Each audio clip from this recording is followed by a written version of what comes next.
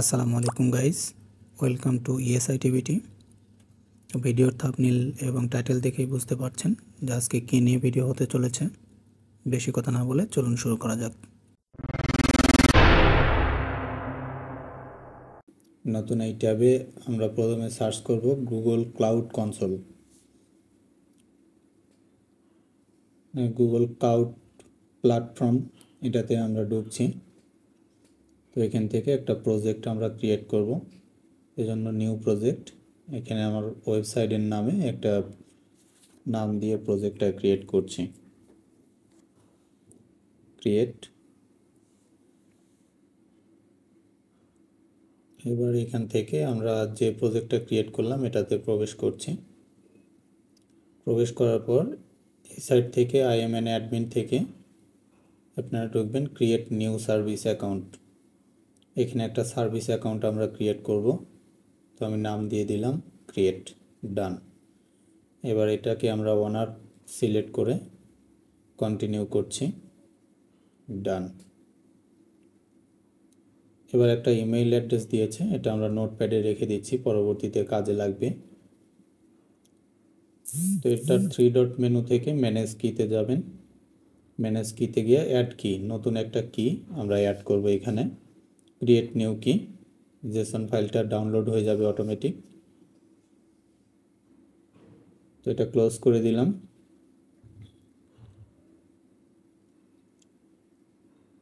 এবার আমরা এর থেকে এপিআই সেটিংটা করব। Go to API. এইখান থেকে আমাদের একটা সার্ভিসটা এনাবল করতে হবে। যেহেতু আমরা ইন্ডেক্স করব, তো এই জন্য আমরা ইন্ডেক্সিং লিখে একটা সার্চ করলাম, ইনস্ট্যান্ট ইন্ডেক্সিং। তো যেটা দেখতে পাচ্ছেন গুগল ইন্ডেক্সিং এপিআই, এটাতে আমরা এনাবেল করে নিব এক্সটেনশনটা।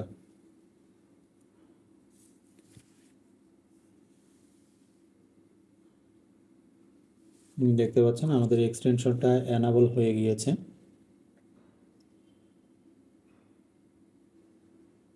এবার আমরা আমাদের ওয়েবসাইটের ইয়েতে আসলাম। আমাদের ওয়েবসাইটটা ওয়ার্ডপ্রেসে করা। এখানে একটা প্লাগইন আমাদের লাগবে, যেটা ইনস্ট্যান্ট ইন্ডেক্সিং। আমি সার্চ করলাম, এটা ইনস্টল করে অ্যাক্টিভ করে নিব। তো অ্যাক্টিভ করা মাত্র আমাদের এই পাশে র্যাঙ্ক ম্যাথের একটা আসছে, লোগো আসছে।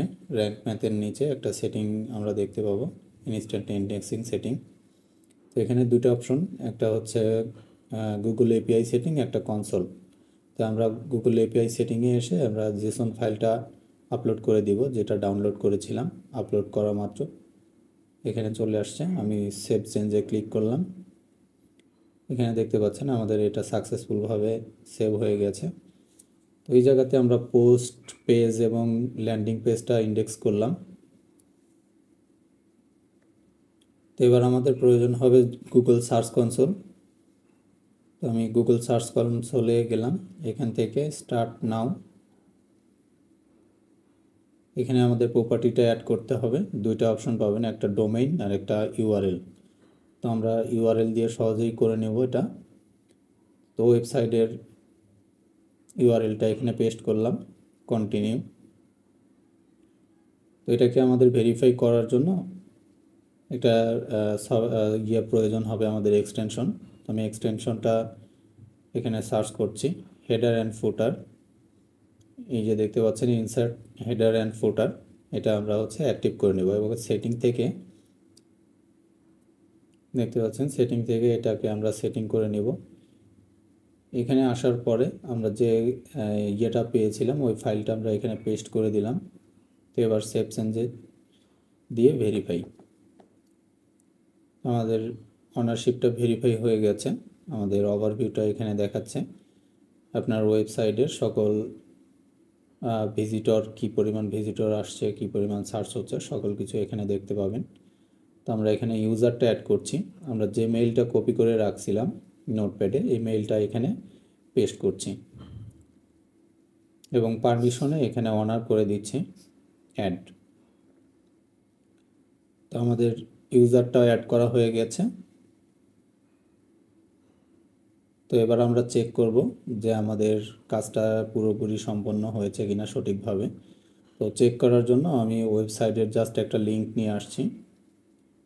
ওয়েবসাইটটা সার্চ করে জাস্ট অ্যাবাউট আসের লিঙ্কটা আমি এখানে চেক করব যে আমরা সঠিকভাবে ইন্ডেক্সিংটা হচ্ছে কিনা বা আমরা যে কোনো লিঙ্ক দিয়ে এখানে ইন্ডেক্সিং করতে পারবো কিনা। এইখানে হচ্ছে কনসোলে এসে যে লিঙ্কটা দেওয়া ছিল এটা কাট করে আর একটা লিঙ্কটা বসিয়ে দিলাম, অ্যাবাউট আসের লিঙ্কটা দেখতে পাচ্ছেন এটা সাকসেসফুল হয়ে গেছে। Thanks for watching video. Please subscribe our channel.